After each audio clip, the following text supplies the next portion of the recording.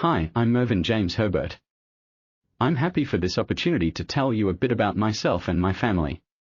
My story started when I was born on September 15, 1887, in Abbotsford, Australia.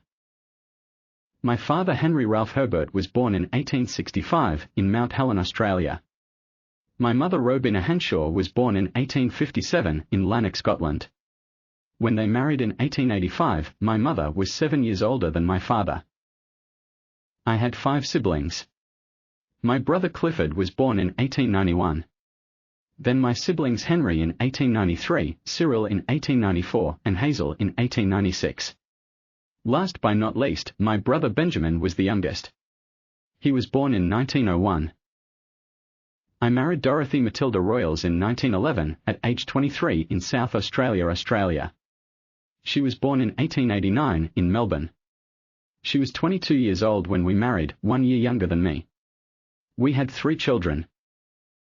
Our eldest son Cedric was born in 1912, when I was 24 years old. That day was unforgettable. We had our daughter Ilga in 1913.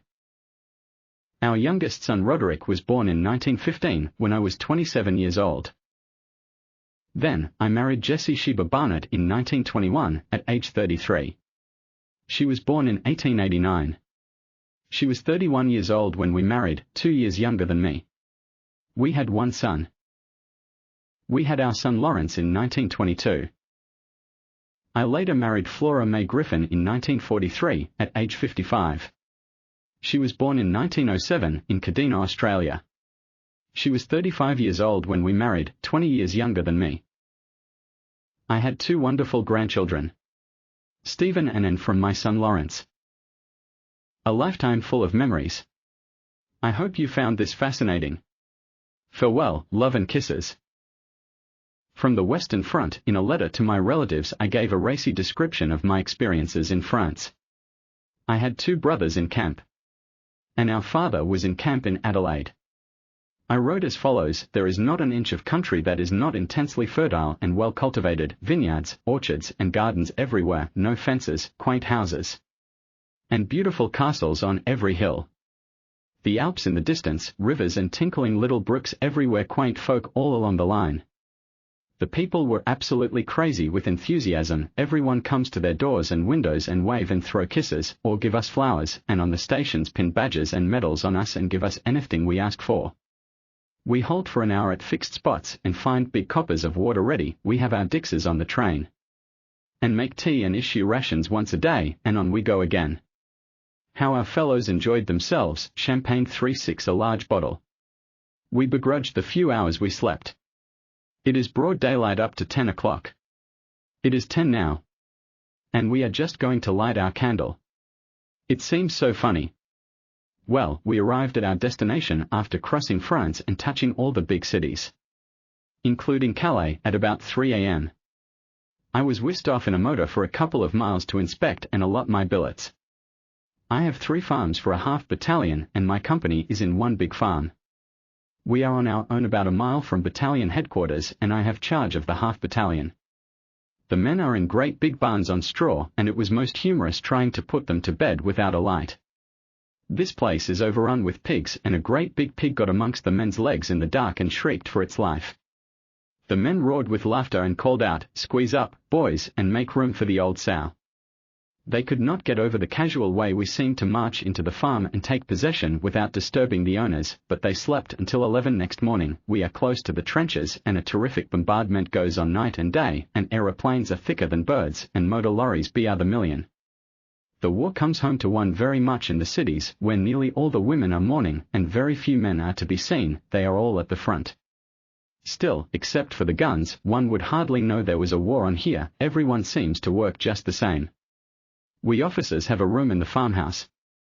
I have a smaller room, with a bed in it, as befits my dignity, of course, and we draw our rations under the madam of the house cooks it and supplements it as we desire. How we appreciate the French bread, which is the best I have ever tasted, also the butter, and best of all new potatoes, fresh milk and eggs, which are 3 times the size of jippy eggs, but which cost 2 1/2d each. Cherries and giant strawberries. are ripen in huge quantities and very cheap. Every farm has a big stock of new wines and champagne, which is wonderfully cheap here. They make coffee and sell it to the men 1/2 da cup at certain times. The language we have had to master as quickly as possible. It was most Amos in to see me endeavouring to explain to the lady of the house that she must not sell beer to the men out of hours, or telling the breakfast eggs should scrambled and not boiled, but we get what we want, and that is the main thing, and we are learning fast. 2 days later. Well, we moved in a hurry again, and are right in the heart of what is left of a much battered town. My men are billeted in a big, empty house, torn with shell holes and walls spattered with shrapnel. There is a fine large church opposite. All that is standing is the tower and the framework of the building. We are in the gas area. So do not move without our gas helmets, and sleep whittle them alongside us. I have seen a good number of the old regiment, and are relieving a part of the old brigade shortly, and though in the trenches will be more or less billeted in ruined houses. I am living with Wilton in the cure's house. The cure is the village or town priest. We eat at another house, where the good lady is a vivacious Frenchwoman and fairly dances with excitement when we speak French to her, but she is very obliging, and so we are happy. Snow-white tablecloths and serviettes and clean dishes, but we drink coffee out of big basins. Cups are not considered the thing in France. It is funny after so many years to have to do without a handle. 2 my old subs in B. Coy were killed by the same shell the other day, Bates and Shaw, CQM sergeant, and today I heard that one of my best sergeants, M. Neal, who recently got his commission, had also died of wounds. We are doing a lot of anti-gas work now. Lectures and demonstrations today. The men had to put on their gas helmets and walk through a trench filled with gas to give them confidence. The helmets are fitted with goggles, Ica motor goggles, and a man looks like a denizen of another world with them on. Also we getting steel helmets, which serve many useful purposes. You can wash in them, use them as dishes, save your napper from shrapnel. And always take it with you wherever you go. They save many lives.